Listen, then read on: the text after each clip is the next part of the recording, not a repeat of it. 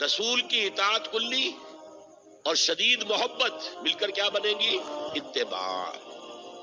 اور اتباع کا درجہ کیا ہے؟ قل ان کنتم تحبون اللہ فاتبعونی یحببکم اللہ. اے نبی ان سے کہہ دیجئے اگر تم اللہ سے محبت کرتے ہو تو میرا اتباع کرو، میری پیروی کرو، میرے نقش قدم پر چلو. اب آپ سوچئے اگر ہم کاروبار کر رہے ہیں، فرض کیجئے کوئی شخص 100% دیانتداری سے کام کر رہا ہے، کوئی شخص سود کے اندر براہ راست ملوث نہیں ہے، نماز پڑھتا ہے، روزہ رکھتا ہے، لیکن یہ اتباع نہیں کر رہا جو حضور نے جو کام کیا تھا کہ غلط نظام، طاغوتی نظام کو جڑ سے اکھاڑ کر پھینکا جائے اور اللہ کا دیا ہوا دین حق قائم کیا جائے، تو اتباع میں کیا حصہ ہے اس کا؟ کوئی نہیں. ایک سوال آپ سے کرتا ہوں، حضور نے وحی کے آغاز کے بعد کوئی کاروبار کیا؟ جی، آپ پہلے بہت اچھے تاجر تھے، بہت کامیاب تاجر تھے، اس وقت کا ایکسپورٹ امپورٹ، قافلہ لے کر جا رہے ہیں شام، قافلہ واپس لے کر آ رہے ہیں، لیکن جیسے ہی وحی آ گئی، یا ایھا المدثر قم فانذر وربک فکبر، اے لحاف میں لپٹ کر لیٹنے والے اب کھڑے ہو جاؤ، کمر کس لو، گرڈ اپ یور لوائنز، اپنے مشن کا آغاز کرو. اس کا آغاز کیا ہے؟ انذار، خبردار کرو انہیں کہ زندگی یہی زندگی نہیں ہے، اصل زندگی آخرت کی زندگی ہے، اور قیامت کے دن تمہیں حساب جو ہے اپنا پیش کرنا ہوگا، جواب دہی کرنی ہوگی. You will have to face the ground accountability of the day of judgment. یہ انذار سے بات شروع کرو. وَرَبَّكَ فَكَبِّرْ، اور جو ہدف ہے مقصود کیا؟ اللہ کو بڑا کرو، یعنی اس کی بڑائی نافذ کرو. پارلیمنٹ میں بھی اس کا حرف آخری ہو، لِتَكُونَ كَلِمَةُ اللَّهِ هِيَ الْعُلْيَا، تاکہ اللہ کا کلمہ سب سے اونچا ہو جائے. یہ نہیں کہ صاحب ہمارے تو 60% لوگوں نے یہ رائے دے دی، بس اب ہم نہیں جانتے کہ قرآن میں کیا ہے یا کسی اور آسمانی ہدایت میں کیا ہے، تورات میں کیا ہے، انجیل میں کیا، ہم نہیں جانتے. اگر ہم اس کے خلاف جد و جہد نہیں کرتے تو اتباع میں کوئی حصہ نہیں. جو اطاعت تھوڑی بہت ہم کر رہے ہیں وہ بھی جزوی ہے، کلی نہیں ہے. اسی لیے دنیا کی رسوائی وہ تو ہمارے ماتھے پر لکھی ہوئی، ضربت علیہم الذلۃ والمسکنۃ وباؤوا بغضب من اللہ. آج ہمارا حال یہ ہے.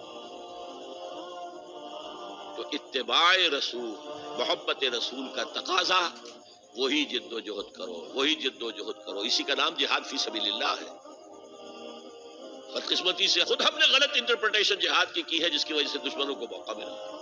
جہاد کے معنی جنگ، حالانکہ جہاد کے معنی تو جنگ نہیں ہے. جہاد جد و جہد کا نام ہے، کوشش. جہد کے مقابلے میں آئے گی تو وہ جہاد ہے.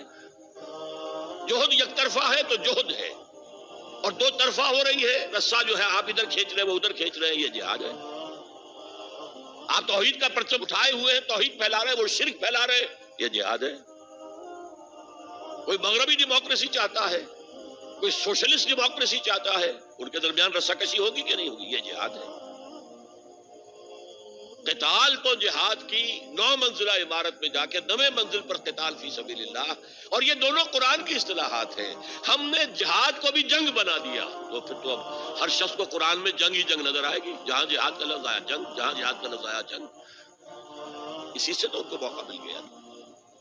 اے نبی، آپ ان کافروں کی باتیں نہ سنیں، نہ ان کے باتوں میں آئیں، چاہے وہ صاف انکار کر رہے ہیں اور چاہے وہ کوئی مصالحت چاہتے ہیں کہ محمد کچھ نرمی دکھاؤ، کچھ ہماری مانو، کچھ اپنی منوا لو. یہ تم نے جو کل پیدا کر دی ہے، گھر گھر لڑائی ہو رہی ہے، اولاد ماں باپ سے جدا ہو گئی، بہن بھائی سے جدا ہو گیا، شوہر بیوی سے جدا، بیوی شوہر سے جدا.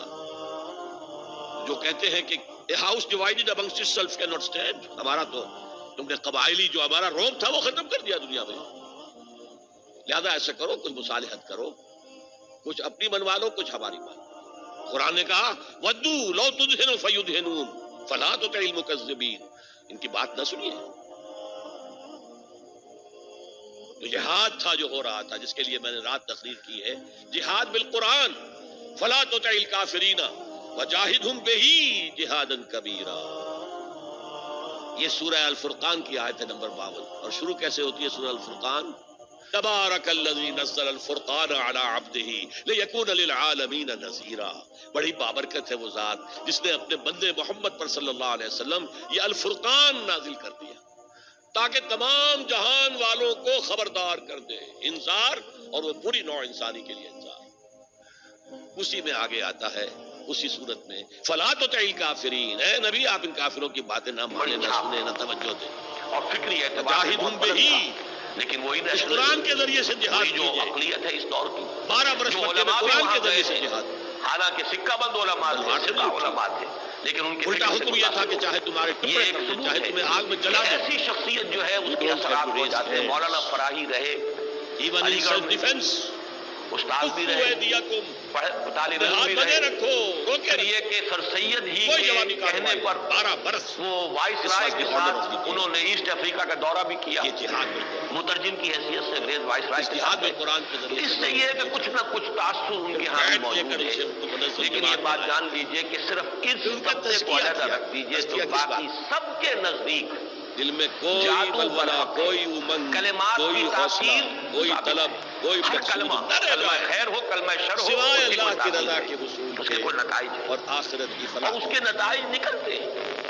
جب تک جیسے کہ پاک نہیں ہو جسمانی جائے گا کسی دل، کو زخم لگایا جائے، جب تک دل سے جیسے ساری حضور صلی امنگیں، اللہ علیہ ساری وسلم کو ایمبیشن بھی نہیں زخم نکل لگائے جائیں گی غزوہ سوائے احد میں، اللہ ان کا کو فوارہ راضی چھوٹا کرنا اور زیادہ آخرت خون کی بہ گیا فلاح. تو غشی بھی طاری ہوئی، سب یہ کچھ ہوا، تذکیہ. دندان مبارک شہید یتلو ہوئے. علیہم آیاتہ جیسے جسم اطہر پر یہ اثرات جو ہیں خارجی حملوں اور خارجی اگر اس جو وقت زخم سے لگے قدم ہیں پر آپ ان کے لیں ظاہر ہوئے، اسی طرح یہ مانوی اس کے قسم کا ساتھ جو حملہ محبت تھا کا دعویٰ اس کا بھی نبی اکرم صلی اللہ علیہ وسلم پر آپ اثر مسلمان ہوا ہیں، ہے. ٹھیک ہے، مانتے یہ ہیں. صحیح ہین کی روایات سے ثابت ہے اور آپ اور میں یہ ضرور سمجھتا ہوں کہ اس سے انکار کرنا در حقیقت یہ اس دور کے بڑے فتنوں میں سے ایک لیکن فتنہ یہ ہے ہے کہ جو اتباع اس طریقے سے رسول، ثابت ہو جائے محبت رسول اور اس کے میں کہ بغیر عقلی اعتبار سے خود